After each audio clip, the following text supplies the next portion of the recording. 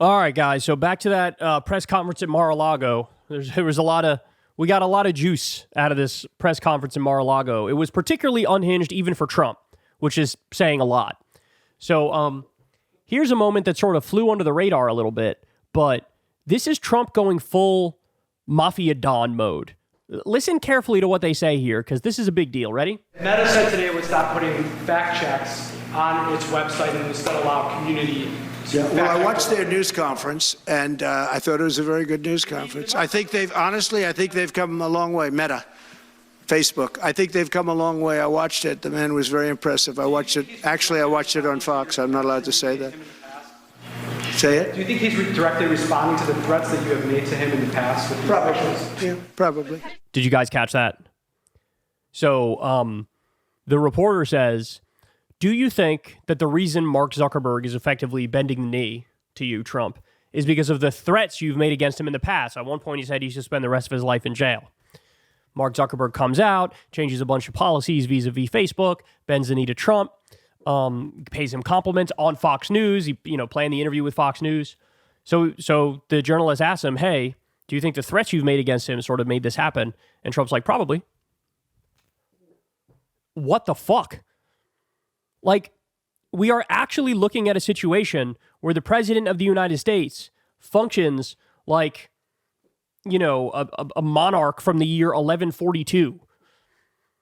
Some Christian crusader monarch who has absolute power and willing to use outright threats of jail, not even like political threats, outright threats of jailing Mark Zuckerberg, using that to his advantage. And then when asked about that, he's like, yeah, that's what I did, and that's probably why he fell in line. Oh my God, bro. And then the other part of this, you all heard this too. The reporter says Facebook announced that they're going to stop doing fact checks. And Trump's like, that's great. They've come a long way.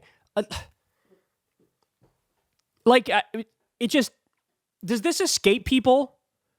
Like the message that's being sent here, does it go over people's heads?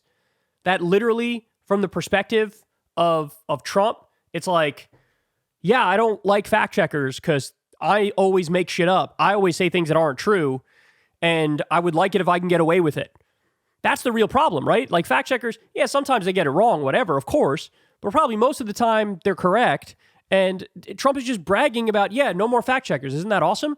Now I can get away with more bullshit more of the time. That's basically what he's admitting. So in the same little clip, less than a minute, he's acknowledging that he threatened Mark Zuckerberg and basically made him bend the knee. And that's Mark Zuckerberg cucking himself to Trump because he's scared, right? Admitting that. And then also at the same time, basically bragging about the fact, I got the whole fact-checking industry killed, bro. It's like celebrating that he was able to overcome the truth. I mean, this is like Nietzsche's Übermensch, right? He makes up his own truth, he makes up his own world, he plows ahead, and he forces everybody to bend to his will. Well, this is not, you should not bend. You should not bend, because he's already starting. You heard, we're going to rename the Gulf of Mexico the Gulf of America. We're going to take Greenland. We're going to take the Panama Canal again. We want Canada to be the 51st state. He's already starting with this shit. He's already starting. He skipped just being pro-war and went all the way to full rank imperialism. That's where he is.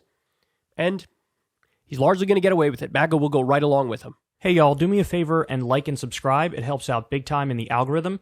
Click the bell as well for notifications when videos drop. And watch that video on screen right now. You know you want to.